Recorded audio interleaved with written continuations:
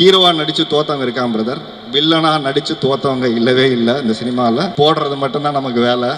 ஆளை ஹீரோக்கள் மட்டும்தான் போய் உதவி செய்வாங்கன்னு இல்லை, மனசு இருந்து செய்யறவன் அத்தனை பேருமே ஹீரோ தான். எல்லாருமே அதான் ஹீரோக்கள் வந்து அவங்க இவ்வளவு கொடுக்கல, இவங்க இவ்வளவு கொடுக்கல, கொடுத்தவங்க இவ்வளவு இருக்காங்க. இது மாதிரி பார்த்து நிறைய பேர் நம்ம கொடுக்க ஆரம்பிப்போம், கொடுத்தவங்களை கொண்டாடுவோம்.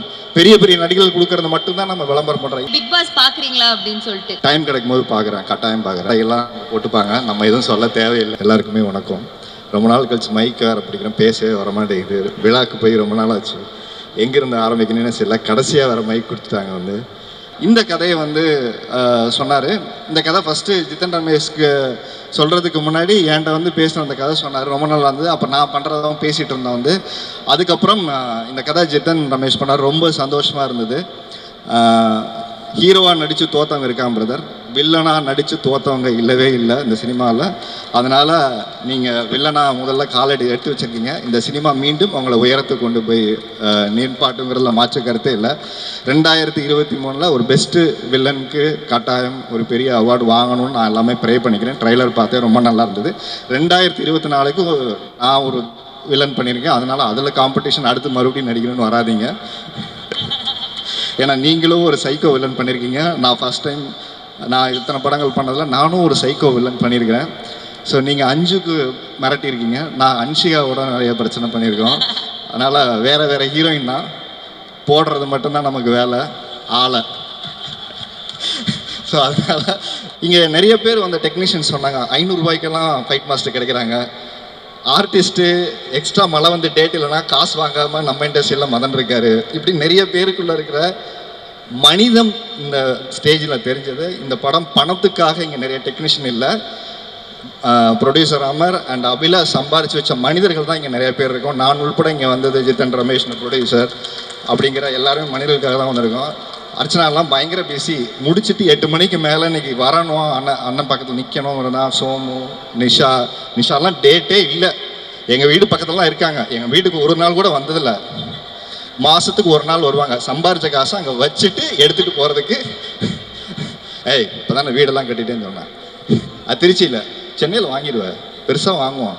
எண்ணம் போல் வாழ்க்கை. ரொம்ப சந்தோஷப்பட்டது, ஹீரோக்கள் மட்டும்தான் போய் உதவி செய்வாங்கன்னு இல்லை, மனசு இருந்து செய்கிறவன் அத்தனை பேருமே ஹீரோ தான். அது ஒரு பெரிய ராயல் சல்யூட்டு. ஏன்னா அது கேபி பாலாவாக இருக்கட்டும், நீங்களாக இருக்கட்டும், எவ்வளோ செய்கிறோன்னு முக்கியம் இல்லை, நம்ம எவ்வளோ மனசு அன்போடு செய்கிறோன்றது. இல்லாதவங்களுக்கு போய் ஒரு பிஸ்கட் கொடுத்துட்டு, அந்த வீடியோலாம் பார்த்தேன், திட்டுறாங்க அந்த பக்கம் வரலன்னு சொல்லிட்டு, அப்புறமா மறுநாள் அதுக்கு ரெடி பண்ணிவிட்டு முன்னெச்சரிக்கையோடு போய் தேடி போய் செய்கிற விஷயம் இருக்கு இல்லையா, அது உண்மையிலே பெரிய மனசு சகோதரி.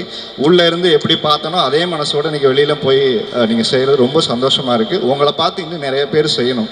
எல்லாருமே அதான் ஹீரோக்கள் வந்து அவங்க இவ்வளோ கொடுக்கல, இவங்க இவ்வளோ கொடுக்கல, கொடுத்தவங்க இவ்வளோ இருக்காங்க. இது மாதிரி பார்த்து நிறைய பேர் நம்ம கொடுக்க ஆரம்பிப்போம். யார் கொடுக்கலன்னு கேட்க வேண்டியதில்லை, கொடுத்தவங்களை கொண்டாடுவோம். பெரிய பெரிய நடிகர்கள் கொடுக்கறது மட்டும்தான் நம்ம விளம்பரம் பண்ணுறோம். இந்த மாதிரி ஓடி செய்கிற மனிதர்களை நம்ம கொண்டாடக்கூடிய ஒரு மேடையாகவும் இது வந்திருக்கு. அந்த படத்துக்கும் இதுக்கும் சம்மந்தம் இல்லை. ஆனால் ஜித்தன் ரமேஷ் அண்ணன் அப்படிங்கிற அந்த ஒருவரோட வந்து கடைசி வரைக்கும் பேசி முடிச்சு எல்லாம் ஓடிடுவாங்க. நாங்கள் எல்லாருமே ரொம்ப நாளைக்கு அப்புறம் மீட் பண்ணுறதுனால எல்லாமே கடைசி வரைக்கும் இருக்கும். உங்களுக்கு பாட்டு இல்லை, பாட்டு போடும்போது உங்கள் முகத்தை பார்த்தேன், ஒரு சின்ன கவலை தெரிஞ்சது. அதுவும் கடைசியில் 2வது பாட்டு போடும்போது சகோதரி கேட்டு இருந்தது, என்னென்ன இந்த பாட்டு உங்களுக்கு கிடைக்கலன்னு பார்த்தீங்களா அப்படின்னு. அது பெரிய கவலை. அதனால் நம்ம அங்கேருந்து தான் இங்கே வர்றோம். அதனால் இனிமேல் நம்ம நடித்து வில்லனாக நடித்து திரையை ஆழ்வோம். ஸோ அதனால் ரொம்ப சந்தோஷமாக இருக்குது. சிங்கர்ஸ் எல்லாருமே நல்லா பண்ணியிருக்காங்க. அடுத்து முக்கியமாக அமரை பற்றி இங்கே சொல்லணும். அவருக்கும் எனக்கும் ஒரு 4-5 இயர்ஸ்க்கு மேலே இருக்குன்னு நினைக்கிறேன். ஒரு மனுஷன் வந்து உயிரை காப்பாற்றுறதுக்கு டாக்டர் ஆனாங்க, இல்லை கடன் வாங்கினதுக்காக சம்பாரித்து கடன் அடைக்கணும்னு டாக்டர் ஆவாங்க. ஆனால் சினிமாவை காப்பாற்றுறதுக்காக அறுத்து ஆப்ரேஷன் பண்ணி மனுஷன் ஓடி உழைச்சி தனக்குள்ளே இருக்கிற பேஷனை. ஏன்னா நான் சின்ன வயசில் இருக்கும்போது எங்கள் வீட்டில் எல்லாரும் கொஞ்சம் வீட்டில் சேஃபாக இருப்பாங்கன்னா டாக்டர் ஆகிடும்னு ஆசைப்பட்டேன். நான் தான் சொல்லுவேன் டாக்டர் ஆவேன், ஆக்டர் ஆகிட்டேன். ஆனால் டாக்டர் ஆன ஒரு ஆள் ஆக்டராக மாறி, உண்மையாகவே சொல்கிறேன், இது வரைக்கும் 5 படங்கள் எடுத்திருக்காரு. 5 படத்தையும் தரமாக ரிலீஸ் பண்ணியிருக்காரு. அது ஒரு பெரிய கைதட்டல் கொடுங்க.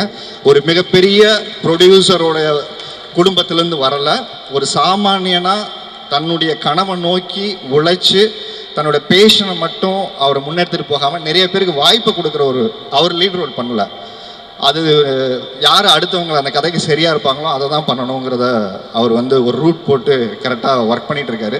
பட் தமிழ்நாட்டுக்கு ரூட் போட்டு வரணும்னு பண்ண உடனே முதல்ல ஒரு சப்ஜெக்டை எடுத்த படம் வந்து எந்த கமர்ஷியல் படமுமே இல்லை.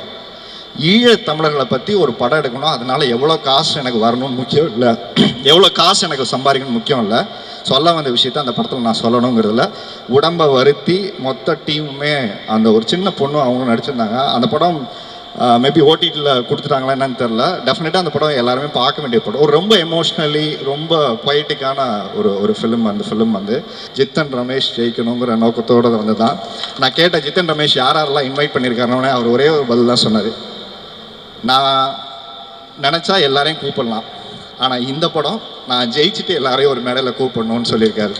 ஸோ அது வந்து ரொம்ப ரொம்ப அந்த தன்னம்பிக்கை எனக்கு ரொம்ப பிடிச்சது. யாரை கூப்பிட்டு நம்ம படம் ரிலீஸ் பண்ணுறோன்னு முக்கியம் இல்லை, படம் ரிலீஸ் ஆனதுக்கப்புறம் நம்மளை கூப்பிட்டு பேசணுங்கிற ஒரு சூழ்நிலையை உருவாக்கணுங்கிற ஒரு விஷயம் ரொம்ப ரொம்ப முக்கியமான விஷயம். உங்களுக்கான டைம் ஸ்டார்ட் ஆயிடுச்சு பிரதர். இப்போ கூட ஒரு வாரத்துக்கு முன்னாடி இந்த பிக் பாஸ் சீசன் வந்தோன்னா நிறைய பாப்அப்ஸ் வரும்ல, அப்போ நீங்கள் பேசின ஒரு பாப்அப்ஸ் வந்து ஃபோனை நோண்டிகிட்டு இருக்கும்போது வந்தது. சினிமாவில் வந்து எனக்கு பெரிய போராட்டம் இருந்தது, அப்பா நிறைய பேரை உருவாக்கியிருந்தார், ஆனால் தன் பையனை உருவாக்குறதுல இருக்கிற பெரிய போராட்டத்தில் எனக்கு லக் இல்லையா, ஹார்ட் ஒர்க் இல்லையா, நான் பண்ணது எல்லாமே தப்பு, என்னுடைய தவறுகள் தான் அதுக்கு காரணம்னு ஏற்றுக்கிற ஒரு மனுஷன் பிக் பாஸ்லேயும் அவர் சொன்னால் எதுனாலும் ஒத்துட்டு சரண்டர் ஆகிட்டு போயிட்டே இருப்பார். எதுக்கு சண்டை போடணும்? அவர் கேட்பேன், என்னங்க பேசிட்டு போகிறாங்க, எதுவுமே கேட்க மாட்டேங்கிறேன். அவங்க சண்டை போடும்போது நம்ம சண்டை போடக்கூடாது, நமக்கு எப்போ தோணுதோ அப்போ மட்டும்தான் கேள்வி கேட்டு சண்டை போடணும். தேவையில்லாமல் நம்ம டைம் வேஸ்ட் பண்ணக்கூடாது ப்ரோ, ஏன் ப்ரோ அப்படின்னு போய் காலை போட்டு படுத்துறோம் ஜம்முன்னு. ஸோ அந்த மாதிரி ஒரு நல்ல பியூர் ஹார்ட் உள்ள பக்கத்தில் வந்து பார்த்தா தான் தெரியும். அவர் ஏதோ இவ்வளோ பெரிய ப்ரொடியூசர், இவ்வளோ பெரிய பையன், அவர் வந்து பார்த்தா இப்படி பந்தா பண்ண அப்படிலாம் எதுவுமே இருக்காது. பக்கத்தில் போனோன்னா உட்காருங்க அப்புறம் அப்படின்னு ஆரம்பிச்சாருன்னா அந்த அந்த லோக்கல் ஸ்டாங் நம்மளே ஒரு அப்படியே ஷோல்டரில் போட்டுக்கிட்டு அந்த இருக்கும் கொடுத்துரு வந்து.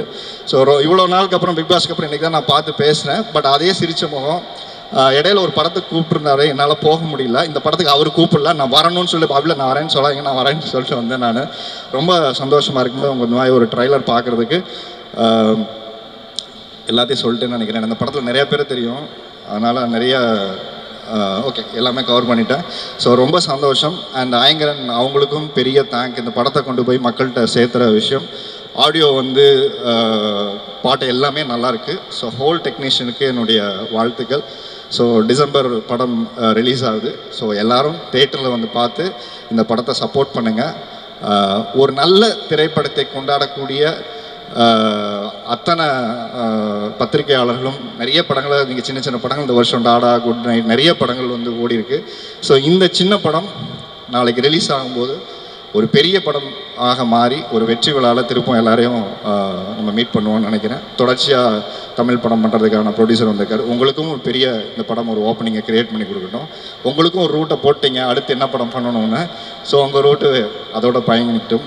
நன்றிம்மா, நல்லா என்கேஜிங்காக பண்ணீங்க. தேங்க்யூ அண்ணா, தேங்க்யூ ஸோ மச். தேங்க்யூ, ரொம்ப சந்தோஷமா. தேங்க்யூ. கேள்வி இல்லைல்லம்மா எதுவும்? என்னன்னா கேள்வி எது இருக்காம்மா?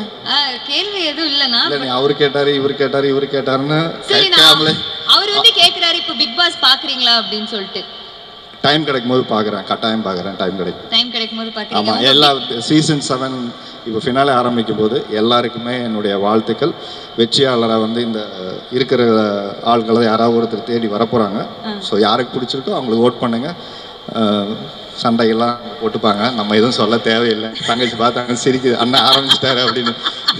பிக் பாஸ் நாங்கள் ஓகே அண்ணா, தேங்க்யூ. நம்ம ஆரிய அண்ணனுக்காக ஒரு பெரிய கைத்தறி கொடுத்துடலாம். Thank you so much for coming here Anna. Thank you so much.